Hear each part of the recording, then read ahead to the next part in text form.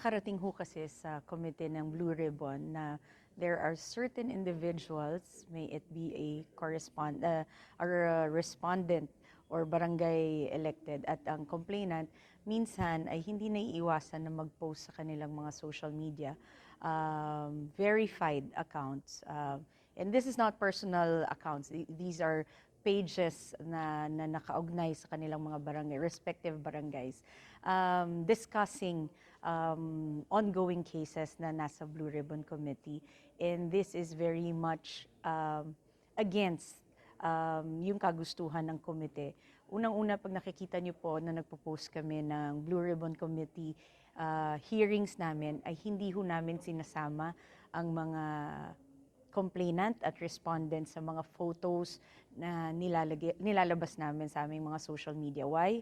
Because we believe na yung ganong klaseng environment pagdating sa Blue Ribbon hearing, it should remain confidential. Dahil ayaw ho namin na magkaroon ng trial by publicity or yung public opinion ang nangunguna.